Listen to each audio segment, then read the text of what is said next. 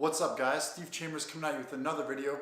Today what I want to do is go over what I've done for myself to prevent back pain as someone that has injured their back before and gone through the rehab process. Now what I'm going to be doing is showing you the exercises you need to be doing daily in order to progress and get rid of that back pain for good. If you don't have back pain but you feel like you want to improve your bracing, this is also going to be a really great video for you. Now, the very first thing you need to do if you do have back pain is you need to understand that one of the best things that you can do is go for a walk daily multiple times. Now, a lot of people will get back pain while they're walking, and the reason why they do that is they have a slow gait. So what you want to do is when you are walking, try to walk fast and try to move as fast as you can to put less static pressure onto your lower back. So first thing I'm going to do today, I'm just going to go for a 10-minute walk, and then I'll be right back and then we'll start these drills.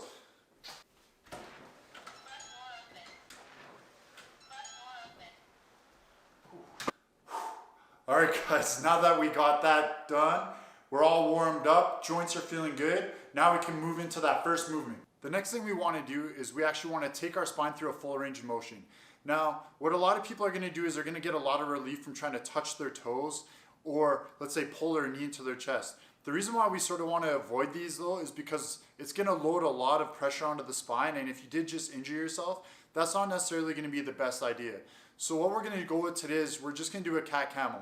Now for this today, the sets and reps that we're going to want to use is about 2 sets of 6 to 8 reps. And what we're looking to do is we're looking to take our spine through full flexion and full extension, taking our time, making sure we pause at the top. You're going to notice that when I go into extension, I'm trying to pull my shoulders down as I'm looking up, and then as I go into flexion, I'm trying to push my hips forward while rounding my back and tucking my chin. Just make sure what you want to really focus on with this is going through that full range and seeing if there's any areas that are bugging you pain-wise so that we can address them. The great thing about this movement is there is not going to be a lot of pressure in your spine because we're not using any weight, and like something like bending forward and touching your toes, where you're going to have all your upper body weight putting that pressure on your lower back. So this is going to be a really great way to find out what kind of health your back is in and to just take it through a full range of motion. What we're going to be doing for the first drill is doing a McGill Curl Up. Now what this is going to do is teach us to stabilize our spine while being able to move our thoracic spine. The rep range for what we're going to do for this, we're going to do it in a pyramid style. So the first set, we're going to do 6 per side with a 10-second hold. The second set, we're going to do 4 per side with a 10-second hold. Then the last set, we're going to do 2 per side with a 10-second hold, taking about a 30-second break in between each set. Now, what we want to do is have one leg straight with one leg bent, and then we're going to put our hands under our lower back to make sure that our lower back is supported and always pushing into the ground. This is not a movement where your lower back should move at all. This is a movement where we're just looking to move from our head to just above our sternum.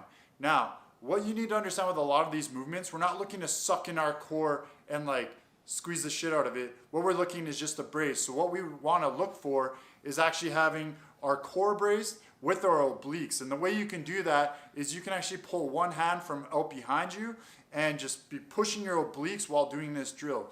You'll notice that you're actually bracing. When you do the curl up, if you come up and you can feel that oblique tight.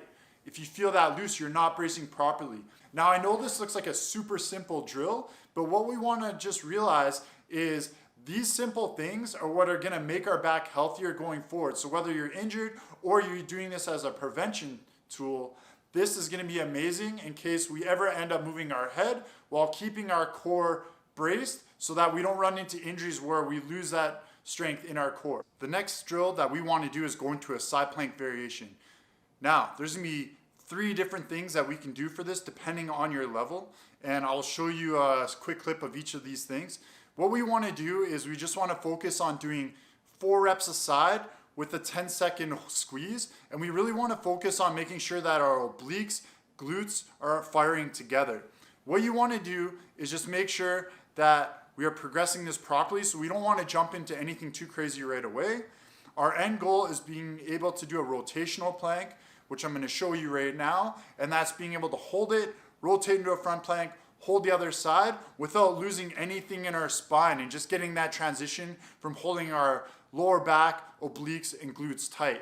Now, Same thing, what we want to do with this is hit about 3 sets, but for this one here, we're just looking to do 4 per side with about a 10-second hold. If you feel like you can't hold yourself up because you're getting shoulder pain, this other one right here is going to be a really great alternative for you to do.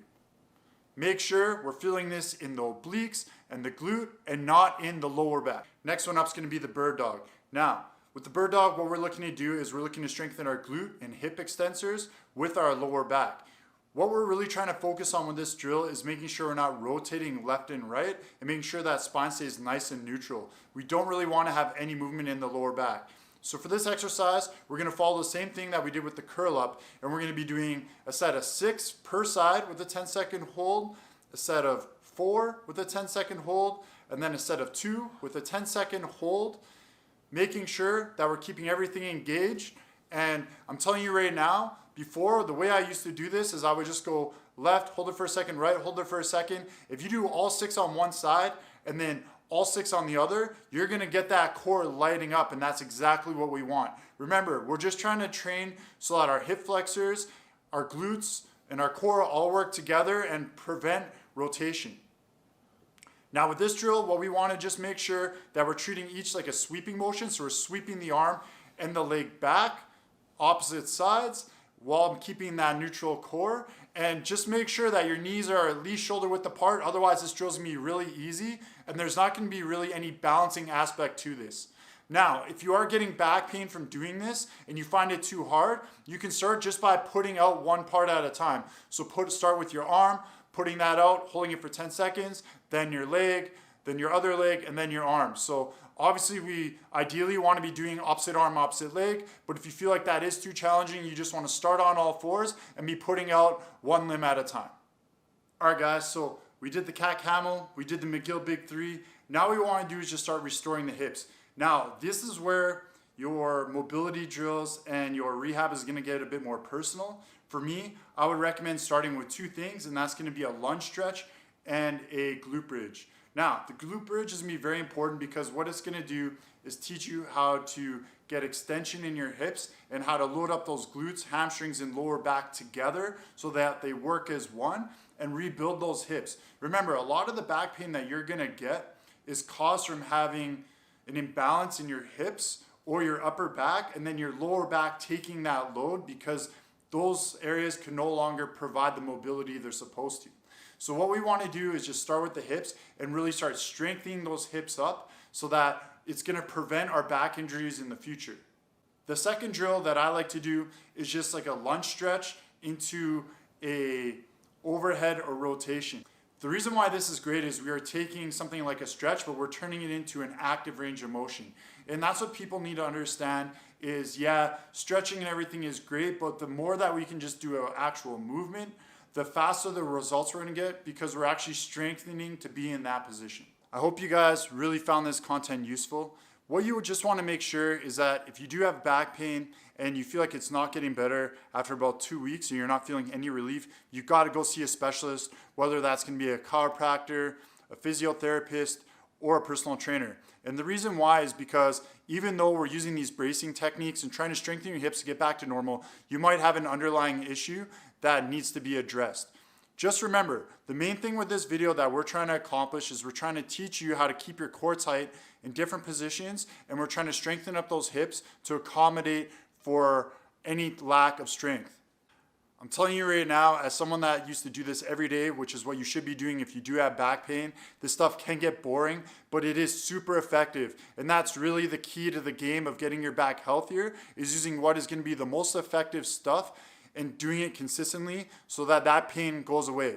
Back pain is not a death wish. It is not something that you have to live with forever. And the last thing you want to do is go to a doctor and just get medication chucked at you. So let's just make sure that we're learning how to move our bodies properly, putting in that work and getting rid of that back pain so that we can get back our quality of life. Because I can tell you from experience, when you do have a back injury, that quality of life just goes out the window completely. And you're going to feel like crap for a long time unless you do something about it.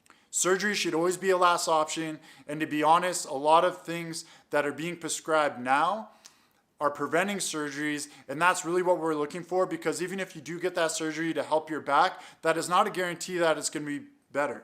what's gonna be 100% guarantee you getting better is starting to move, figuring out the root cause of why you have that back pain, and making sure you're putting in that work daily so that you can get that quality of life back. I really hope this video helped you guys. If you did find it useful, make sure you like the video. If you haven't already, subscribe. If you have any questions for me at all, make sure you drop them in the comments. And until next time, I'm out.